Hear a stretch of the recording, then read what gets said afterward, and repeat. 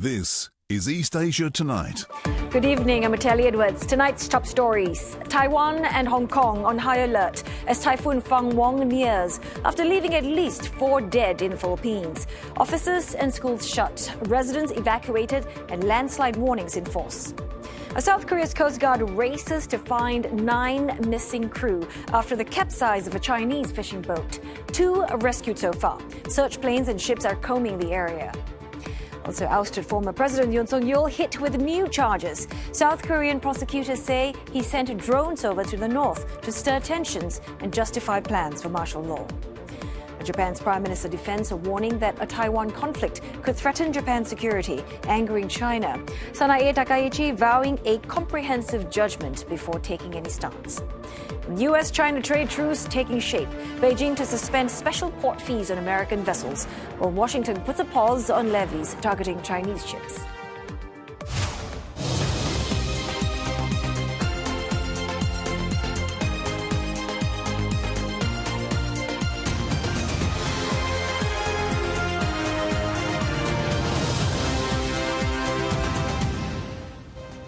Ahead on the bulletin, China's Shenzhou 20 crew remains in orbit days after their scheduled return, with a suspected space debris strike said to be causing the delay.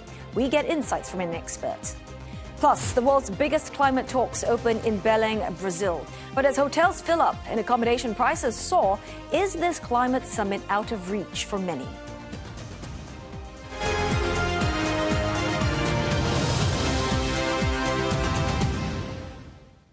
A weakened super typhoon that cut across the Philippines yesterday is now headed for China and Taiwan. Both areas are now preparing for Typhoon Fung-wong as the storm moves west over the South China Sea. Now, the typhoon left a trail of destruction in the Philippines, killing at least 2 people and displaced more than 1 million others. Fung-wong, locally referred to as Uwan, was the 21st and the biggest storm to hit the archipelago this year. Fung-wong's gusty winds and heavy rains tore through entire communities, sweeping away homes and other structures. Hindi po talaga kami makatulog kagabi kasi pagampas po sa yero namin, yung sa hangin po, grabe talaga, maririnig niyo po talaga, at yung mga nagsisulugan po ng mga puno. Hindi po ako nakatulog. Yung mga apo ko, sabi ko mag-pray tayo para hindi tayo mapano. Nakaupo lang ako, nag-pray sa Panginoon. Hindi ako nakatulog nung kasagsagan ng bagyo. Now, Hong Kong's weather forecaster has issued its number 1 warning signal as Fung-wong enters within 800 kilometers of the city. The warning is expected to remain in force until noon local time tomorrow. Now, on the mainland, Chinese officials have activated a level 4 marine disaster emergency response in anticipation of the storm. Fung-wong is expected to cause what authorities deem to be hazardous waves in the East China Sea and South China Sea. Fujian and Guangdong provinces are both on alert. Now, for more on Taiwan's typhoon readiness, we are now joined by CNA's senior correspondent, Victoria Jen, in Taipei. Victoria, first up, what kind of impact could Typhoon Fung-wong have on Taiwan if it makes landfall? Yes, the Weather Bureau has already issued a sea warning for Typhoon Fung-wong at 5:30 p.m. local time, and land warning could follow in the next 12 hours. The storm is expected to make landfall around Wednesday, bringing torrential rain, strong winds, and large waves. The Central Mountain Range may weaken the winds once the storm crosses Taiwan, but it won't stop the rain. Forecasters warn that some parts of Hualien in eastern Taiwan, for instance, could see more than 500 millimeters of rainfall, enough to trigger flash floods and landslides. What worries officials most is Hualien's Ma Tai'an Creek in Guangfu Township. It was the worst hit area during Typhoon Ragaza in September. What happened was heavy rain caused a barrier lake above Guangfu Township to burst. Within minutes, nearly 60 million tons of water and mud roared down the valley, wiping out homes, bridges, and farmland, and killing at least 18 people. That's why Ma Tai'an Creek is now under a red alert.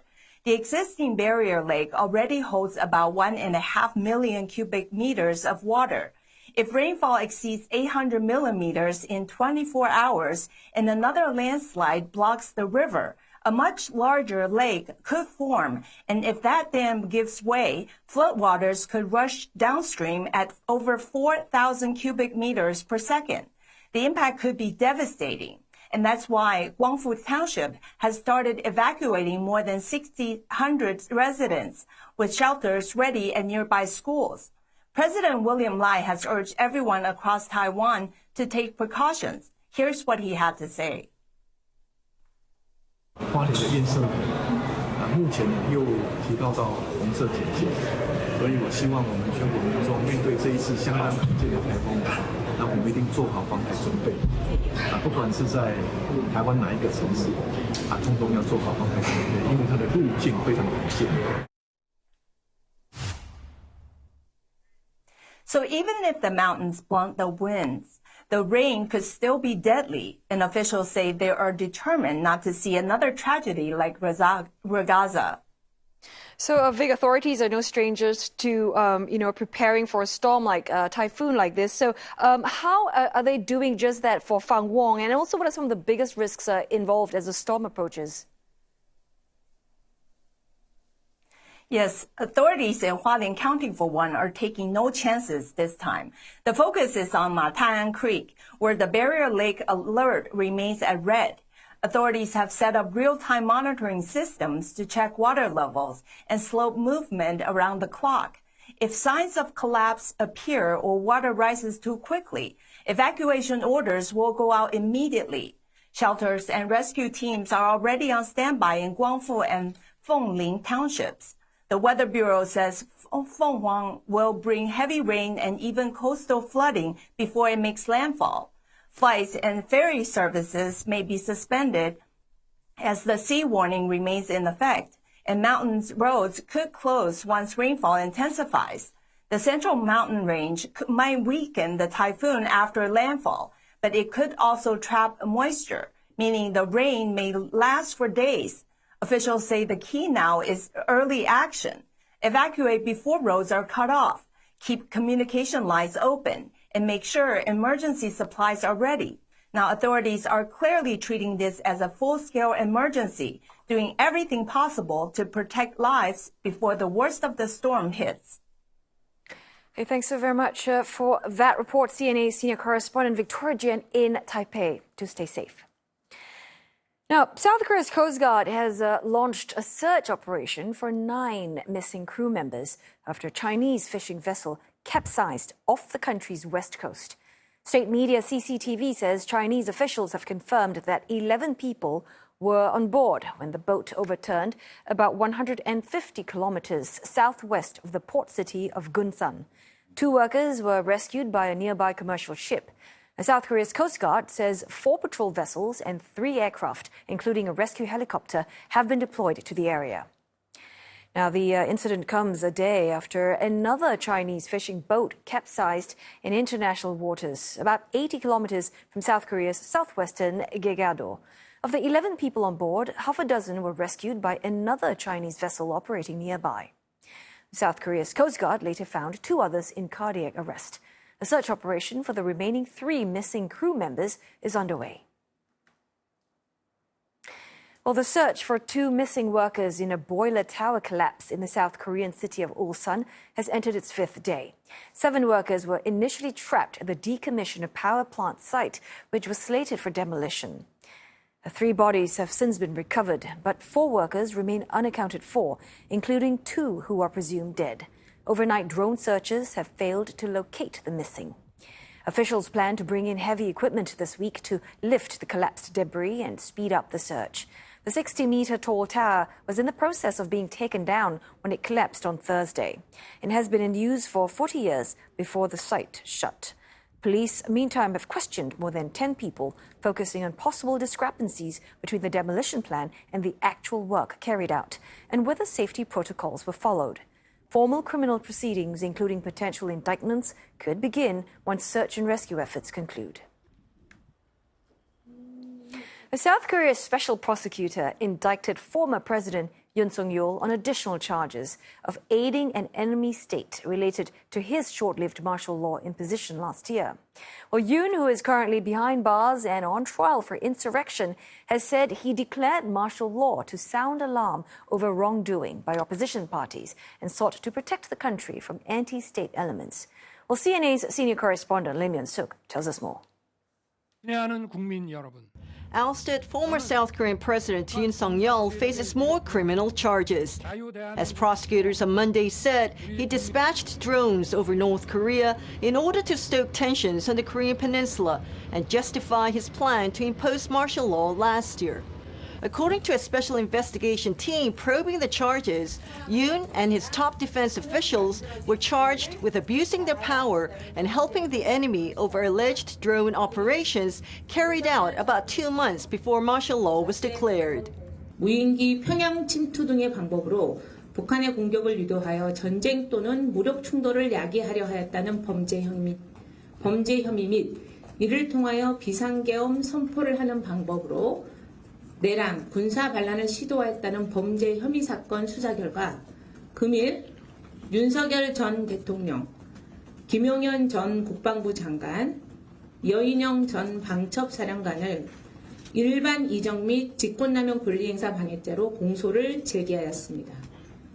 North Korea had accused the South of flying drones over its capital Pyongyang in October 2024 to drop propaganda leaflets. Then Defense Minister Kim Yong-hyun initially denied it, but later the military said it could not confirm whether the incident had taken place. At the time, tensions on the Korean peninsula were high, with Pyongyang warning of strong military retaliation. Those fears died down eventually, but on December 3rd, Yoon cited threats from North Korea's communist forces as one of the reasons for imposing martial law. That triggered months of protests in South Korea. In April, he was removed from office by the Constitutional Court and could face life imprisonment or even a death penalty if found guilty of leading an insurrection. Former President Yoon's fall from power has divided public opinion, with his supporters calling the investigation politically motivated, while his critics say it's a test of accountability and the rule of law. Lim Yoon Suk, CNA, Seoul.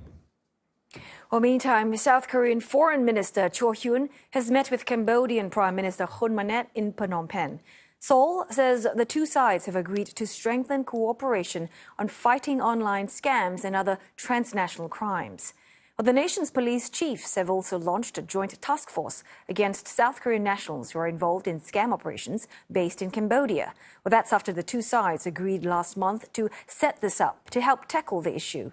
The move was agreed after the death of a Korean student in Cambodia in August who had been lured by a scam ring. Now, his death prompted the government to send a delegation to Phnom Penh for urgent talks.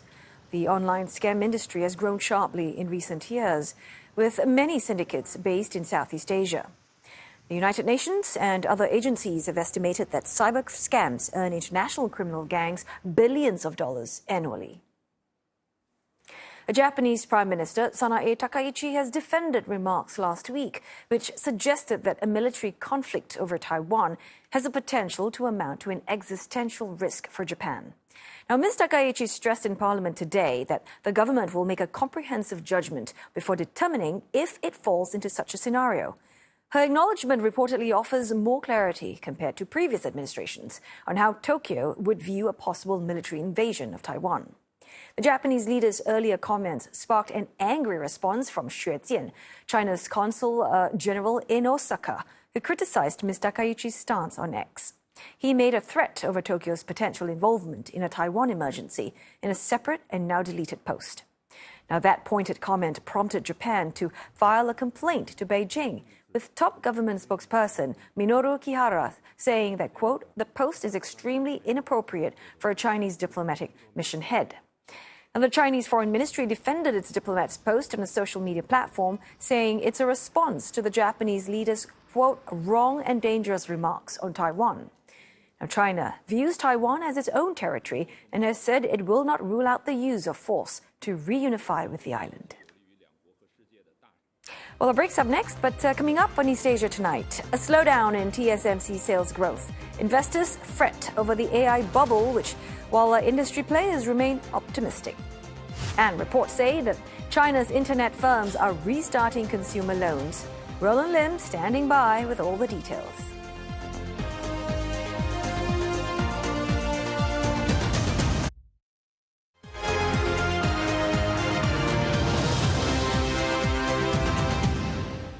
Hello again. You're watching East Asia tonight, and it is now time for a business update with Roland Lim. So, Roland, there are signs that Japan's new prime minister is playing the long game when it comes to the economy. You are right, Oteli. Japan's prime minister says that she wants to set fresh fiscal target that stretches over several years. Sanae Takaichi explained that the longer timeline would give the government more flexibility in spending, even if that means backing away from earlier promises to rein in debt. Ms. Takaichi also urged the Bank of Japan to take it slow on raising interest rates. The Bank of Japan exited a decade-long massive stimulus program last year and raised interest rates to 0.5% in January. Since then, it has kept the rate steady, but there are signs that policymakers at the central bank are leaning towards a hike as soon as next month. Takushi Aida, the Prime Minister's economic advisor, says the BOJ should avoid raising interest rates in December because the economy likely contracted in the third quarter. He says the government should cushion the blow to households from rising cost of living until real income turns positive. Minutes from the October central bank meeting show there was support for a rate hike. Now, of the 13 opinions on the monetary policy, 8 said that interest rates should go up soon. Some say they need to be sure companies can keep raising wages as part of Japan's economic recovery. A look at how the Japanese market closed after that news. The broader Nikkei 225 ending the day 1.26% higher. The broader Topics Index up by 0.56%. And the Japanese currency weaker against the greenback by 0.5%, 154.11 to the dollar. Taiwan semiconductor manufacturing reporting slower growth in revenue for the month of October amid growing concerns over the AI bubble. Still, shares ended the day in the green at 1% higher. The chip maker saw sales rise nearly 17% on year. That's the slowest pace since February of 2024. Analysts are expecting TSMC's revenue to rise 16% in the current quarter. Global tech stocks were jolted by a sudden slump last week amid mounting investor unease over the sector's sky-high valuations. Wall Street executives warning of a market correction, while some analysts drew similarities to the dot-com bubble 25 years ago. But AI industry executives remain optimistic about growth. According to Bloomberg estimates, giants Meta, Alphabet, Amazon, and Microsoft will collectively spend more than $400 billion next year to fund their artificial intelligence build-out. Now, that's more than a 20% jump from this year as firms race to secure a stranglehold in the emerging technology. China has suspended special port fees on U.S. vessels for a year as Washington puts a pause on levies targeting Chinese ships. Now, it's part of the two nations' trade truce after a meeting between their presidents last month. China had imposed higher port fees on ships operated or built in the U.S. that visited Chinese ports. It was a tit-for-tat response to levies imposed by the Trump administration on Chinese ships, which were aimed at disrupting China's lead in the shipbuilding sector. Separately, Beijing will be lifting sanctions for a year against American subsidiaries of Hanwha Ocean, one of South Korea's biggest shipmakers. The firms were accused of supporting the U.S. government's investigation that found that China's dominance in the industry unreasonable. A planned counter-probe against that investigation has also been shelved for a year. Gold rallying with expectations of a U.S. Fed rate cut growing in December. A spot gold is currently up by more than 2%, $4,079.37 an ounce. That's also with a slew of weak economic data raising worries over a global slowdown. Now, gold tends to do well in a low interest rate environment and during economic uncertainties. Market participants now seeing a 67% chance of a rate cut, according to the CME FedWatch tool. In Asia, China's gold consumption declined for the first 3 quarters of this year, down nearly 8% from the same period last year. That's with high prices of the precious metal dampening interest in gold jewelry. Looking ahead, Beijing's reduction of the value-added tax exemption on gold purchases is expected to further diminish gold's appeal to both consumers and industry. In Greater China, stocks are off to a firm start for the week on the back of inflation data, which was released on Sunday. Now, it showed that consumer prices rose in October on the back of strong holiday demand, but factory gate prices continued to decline.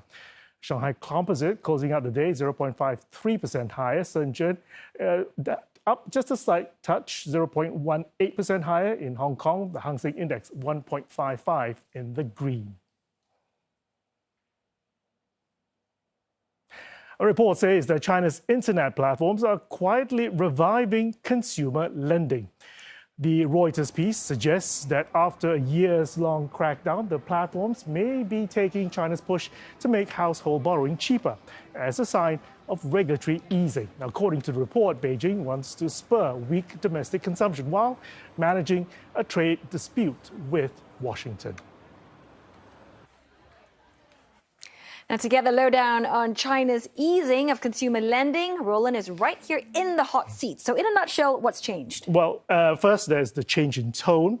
After years of tightening, authorities suddenly decided to move from calling it a crackdown to a normalized oversight. And then the second thing was a change in policy. Now, in August, Beijing actually rolled out subsidies for consumer lending, but explicitly included 2 internet companies and as well as Tencent's WeBank in the list of traditional banking institutions. So many took that to mean that this was an explicit permission for these online fintech firms to start lending again. So let's just backtrack a little and tell us, why was there a crackdown on consumer lending in the first place? Right, yeah. So that goes back to Ant Financial's blockbuster IPO, which was suddenly called off. Beijing then did a hard reset on these fintechs. Fintechs were forced to be folded into regulated holding financial companies. They were forced to raise capital. They were also told to curb leverage on co-lending facilities, as well as to rein in the use of consumer data when it comes to credit scores. So you fast forward to today, now these fintech firms are now back, but they are back with banking-grade oversight or guardrails. Okay, so but we've got weak consumer confidence, we've got property slump as well. So why exactly is Beijing relaxing credit at this point? Precisely, it's because regulators still remain cautious. I mean, it's not opening the floodgates. It's more like a controlled thaw. I mean, yes, you're right. I mean, consumer confidence is now still poor because people are afraid of losing their jobs. The property market is still in the doldrums. And because people are not confident enough to want to spend. So this online lending is a way of actually easing that transition, especially when you do it through online apps. It's so much easier. So research house UBS is predicting that these online originated consumer loans will actually start to increase next year and that profits will actually be back for this particular sector. Okay, so then picking up what you said about regulators remaining cautious, right? And then what exactly are some of the pitfalls for the borrowers and lenders? Yeah, I mean, from the borrower's point of view, I mean, these apps make it very easy to borrow. They also hide the cost of the borrowing. So that means that you might not know as a consumer how much you're getting yourself in for. Let's not also forget that this also encourages people to roll over their debt. So you're paying more of that interest as you roll over than you are touching the principal.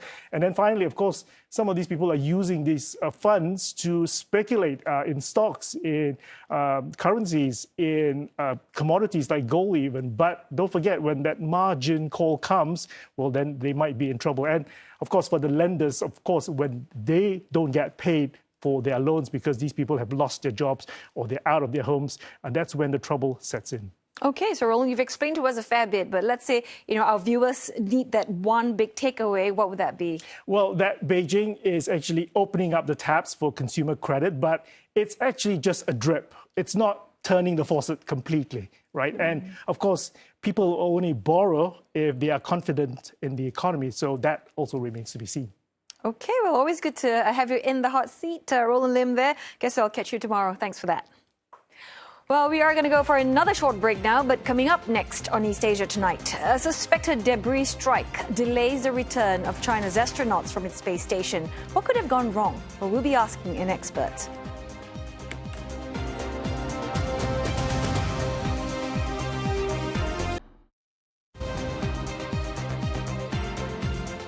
This is East Asia Tonight, and here are the headlines we're following.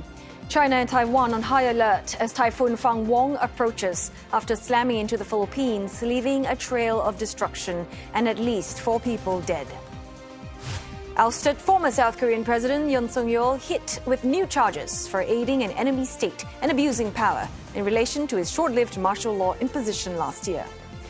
And China defends its diplomats' criticism of Japanese Prime Minister Sanae Takaichi's remarks after she told Parliament last week that an attack on Taiwan could be deemed a situation threatening Japan's survival.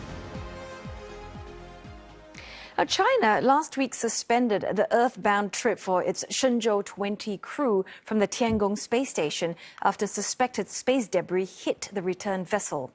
The delay of a seemingly routine return highlighting not only the inherent perils of space travel, but also a problem of our own making in the race for the final frontier. Space debris or space junk can range from tiny flecks of paint to defunct satellites, all floating in orbit hundreds of kilometers above Earth. Even small debris can cause major damage due to their relative speed. Now, the rapid increase in space junk in recent years has led to growing calls for cooperation in managing space traffic. And to help us unpack all of this, we are joined now by Professor Quentin Parker, Director, Lab for Space Research at the University of Hong Kong. Well, thanks, Professor, for joining us this evening. Now, it's been four or 5 days and no real updates at this point.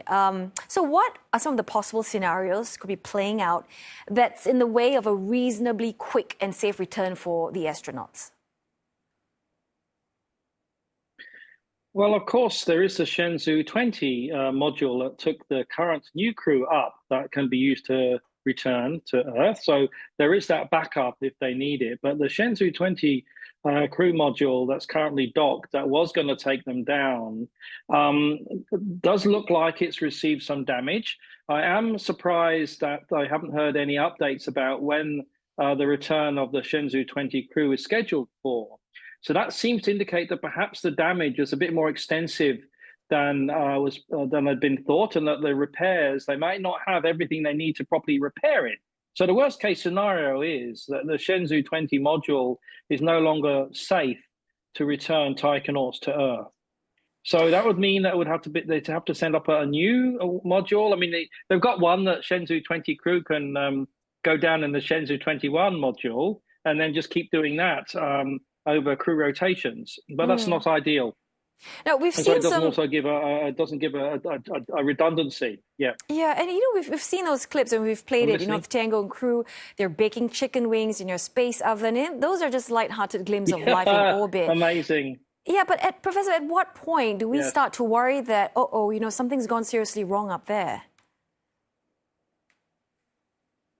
Well, I don't think there's anything gone seriously wrong in terms of the immediate health of the crew. They've got plenty of supplies for many weeks, and the Tiangong, the space station can comfortably house 6 taikonauts for quite a long time. They normally have at least 1 week of changeover between the crew rotations every 6 months.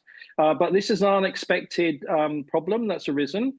Well, it's not unexpected. I mean, they didn't expect it, but space debris has become such a serious issue. I mean, it's something I care a lot about, and I work on it, and I investigate it, and I talk about it. It's because it's becoming existential to the future of the space ecosystem that we use for most of the satellites and the space stations. They're in low Earth orbit from a few hundred to 2,000 kilometers above the Earth's surface, but they're getting increasingly full of debris.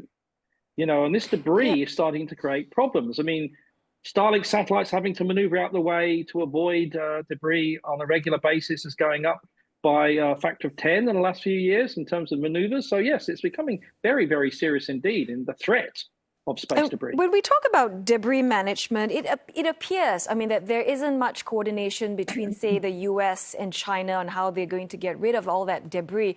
This lack of communication, I mean, how dangerous is it in practical terms? Well, first of all, your first point about there's no debris management. There's only management in the sense of space situational awareness, where satellites that are currently active can maneuver out of the way of a potentially hazardous piece of debris. That is happening. So that level of management is going on. But in terms of management of the problem and solving it, that's not really happening at all. Now, you mentioned about the communication between NASA and the Chinese equivalents. Well, in the past, NASA would contact China and ask them, oh, we've got this conjunction of satellites, we're going to move something out of the way, just letting you know. For the first time last week, China did it in reverse. China contacted NASA and said, there's going to be a conjunction of these satellites, we're warning you so you can take evasive action. So this kind of thing, it used to be one way, now it's going both ways. And that's because China's ability to monitor space debris is improving considerably. So they're now able to play a bit more of an active role. So we are seeing that the skies are getting, more crowded, right? I mean, there's Starlink, all these mega constellations, orbital data centers, etc. I mean, are we actually heading into an unsustainable commercial space race that governments, just simply can't control?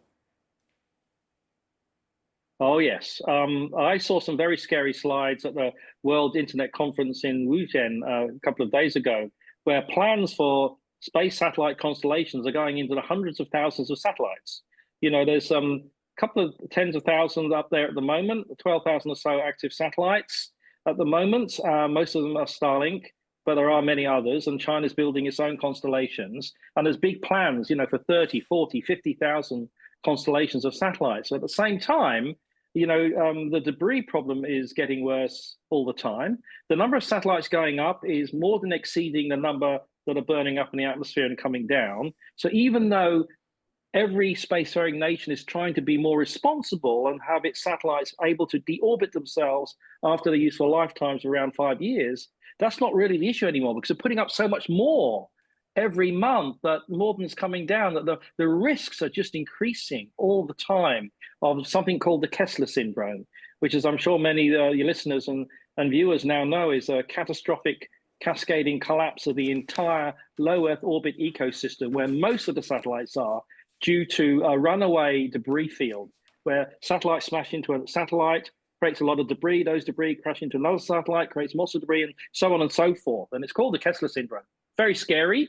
And by some calculations, some modeling of this situation means it could happen as early as 2035 to 2050. If that does happen, it's kind of game over for the way we live our lives in the modern world, with all our mobile phones and internet connectivity and banking and commerce and trades, instantaneous, all of that kind of disappears in the way it's currently done. Oh, hopefully that's not going to happen and be happening anytime soon. Well, thank you so much, Professor, for shedding light on the science and the stakes of, having all that space debris. Professor Quentin Parker, their Director, Lab for Space Research at the University of Hong Kong. Now, turning our attention to other news now, a hacking group linked to North Korea has reportedly launched a new form of cyber attack in the south. It allows the group to remotely take control of smartphones and computers and delete personal data without the user's knowledge. A report by a South Korean cybersecurity institute found that the hackers had spread malware through popular messaging app KakaoTalk. They were said to have stolen account information for Google and other major domestic IT services before wiping out data and remotely resetting infected devices. The report described the method, which combines device neutralization and account-based propagation, as unprecedented among known North Korean cyber attack operations. Thailand has halted its peace declaration with Cambodia after 2 of its soldiers were injured by a landmine in Sisaket province near the Cambodian border. The Royal Thai Army says the explosion occurred during a patrol. Thailand's Prime Minister said that whatever Bangkok has been pursuing with Phnom Penh must be put on hold until there is clarity. Mr. Anutin Chanwirakun added that the blast shows animosity towards his country's security has not diminished. The planned release of 18 Cambodian prisoners of war on Wednesday is also suspended for now. The landmine blast took place at 9:36 a.m. local time, causing a Thai soldier to lose his lower right leg, while another reportedly suffered chest tightness. Both were immediately airlifted to a hospital for treatment. The Thai-Cambodia border has seen several landmine explosions in recent months. Thailand has accused Cambodia of planting the mines, calling it a clear violation of its sovereignty and a serious obstacle to the ongoing ceasefire. Cambodia has rejected those allegations, insisting the mines are remnants of past conflicts and accusing Thai troops of straying off course. We'll have more of the story on Asia Tonight at 8 p.m. Singapore-Hong Kong time. Coming up on East Asia Tonight, the world's biggest climate talks open in Belém, Brazil, amid concerns over its remote location and lack of accommodation. We'll take a look at what this means for locals and the thousands of delegates attending COP30 this year. And Hong Kong hosts an AI and robotics summit in partnership with Greater Bay Area cities, aiming to stake its claim in the booming sector.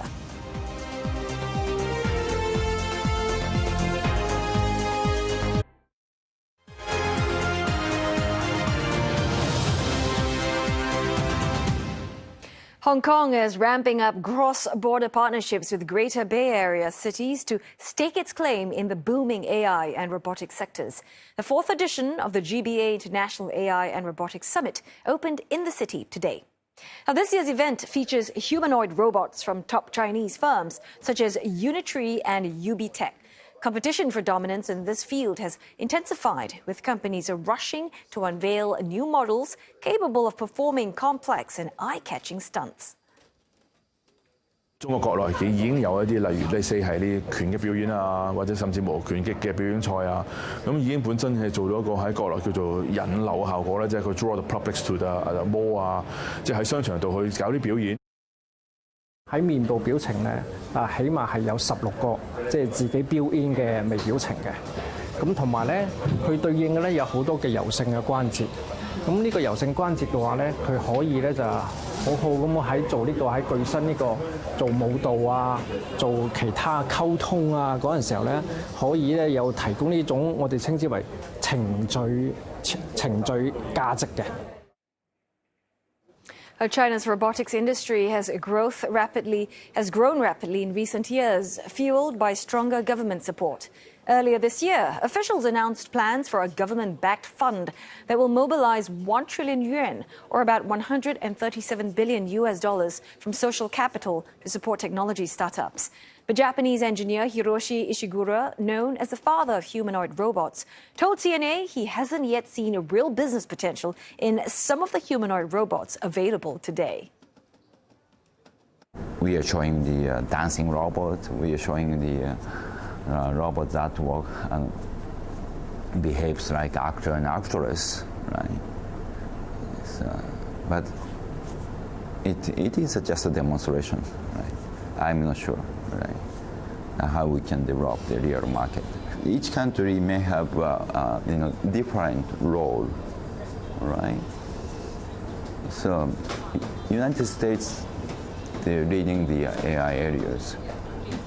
China is leading the mass production of humanoid robots. Japan is leading the sensor technologies, right? We need to work together. Okay, it's the same thing that happens for the car, right, and the computers.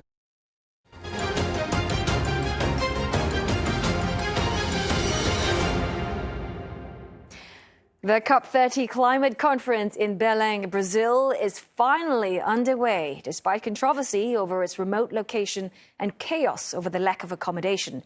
CNA reporter Rachel Tang reports from Belém on what this means for locals and the delegation. Bruno Souza is a healthcare administrative assistant in Belém. To meet the healthcare needs of incoming COP30 visitors, the local government ramped up his training to take up more shifts at the local hospital. Inclusive, graças à COP30, acabei entrando na policlínica, né, na área da saúde, justamente para dar esse apoio às novas pessoas que estão chegando em Belém, estão conhecendo Belém, são mais de 50 mil pessoas, né, e foi um momento que eu tive de oportunidade, aproveitando, né. Bruno says many Brazilians like him were roped in to help bolster the workforce, especially those in the hospitality and tourism sectors. For a long time, there were doubts the remote city of Belém was well equipped to host the 50,000-odd attendees coming for the conference. Particularly controversial was the housing shortage, which was immediately apparent when we arrived after traveling 50 hours to get here. We've just moved into our accommodations, and as you can probably tell, this is not a hotel, it's a local resident's own apartment. And many locals have actually moved out of their own homes just to help the city host COP30. And we've also heard that attendees are staying on cruise ships and even remodeled love motels just to be here. Our host, Joanna Anshao, says renting out her residence was not only a chance to help plug the lodgings gap, but it was also a windfall. We have a very big demand on people staying somewhere, for people who are coming to work here, to COP30. So we do have another place to stay in the city, and it wouldn't be a problem for us to rent the place. So we just saw this opportunity to make some money also. Listings on the official COP30 site easily hit at least $1,000 a night for a home like Joanna's. And this was after a slew of hotels were already constructed in a flurry, aptly named after the event they were built for. Belang's remote location also meant crucial voices couldn't make the trek and pay the price to attend. Climate expert Benjamin Horton is not attending this year.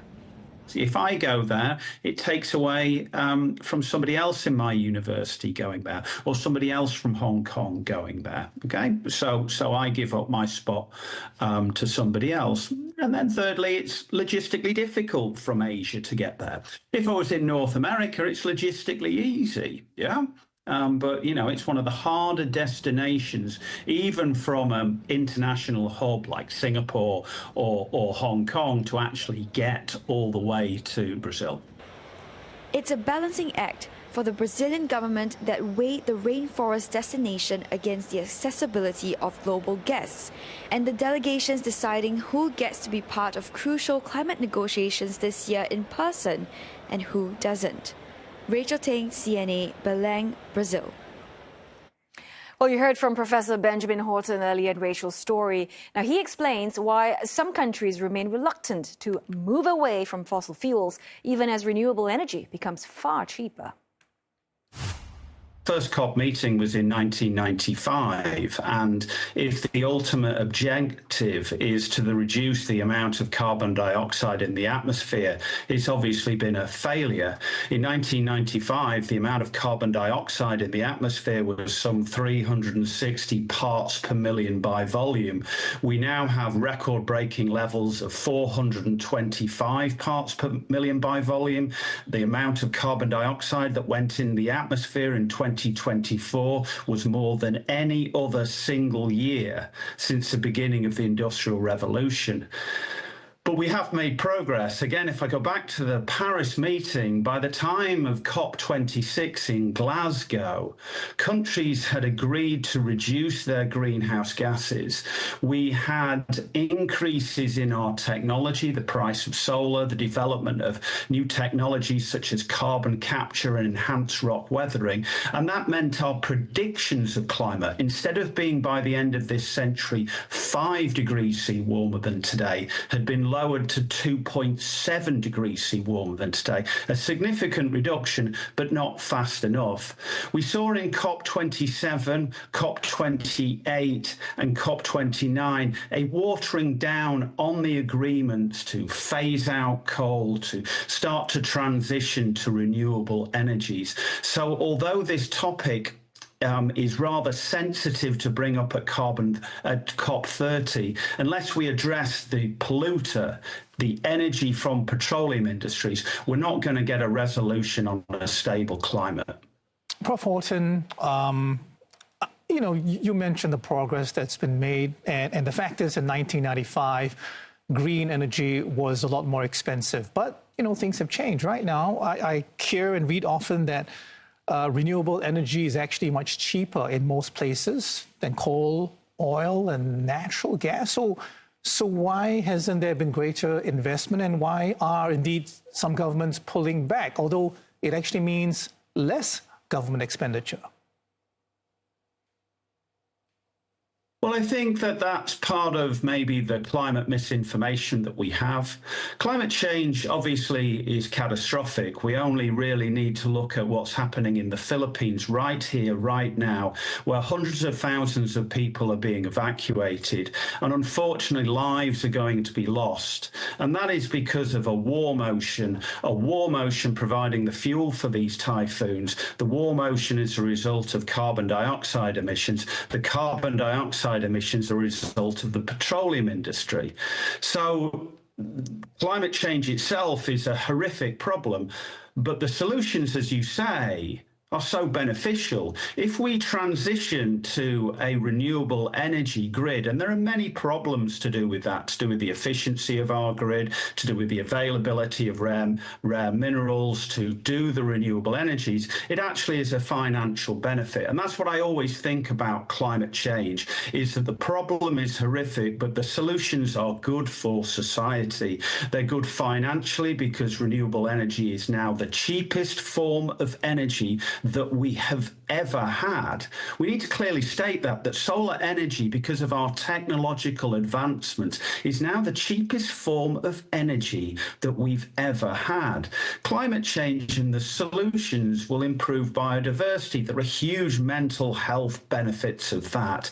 And then climate change will improve your health anyhow. If you just looked at one of your previous reports in India of the horrific air pollution and the impacts on people's lives, well, there's an element where you need to reduce your amount of emissions so you don't have the particulate matter in the atmosphere which causes the respiratory problems. So there are the elements. Why doesn't it happen? Well, we have misinformation. We have geopolitical pushback, which you talked about previously.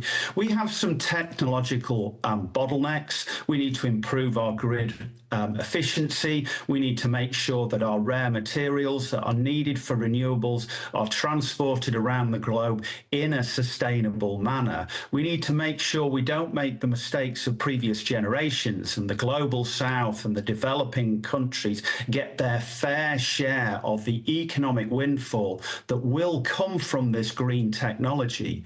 We do know that in the 21st century, the huge area of growth will be green tech. And we have more climate coverage across CNA platforms, including on our website, cna.asia, and our mobile app, such as this story on sobering UN data ahead of the climate summit in Brazil this week. And that wraps up this Monday's edition of East Asia Tonight. Don't forget your headlines anytime at cna.asia, and you can also find us on Facebook and YouTube. Thanks for watching.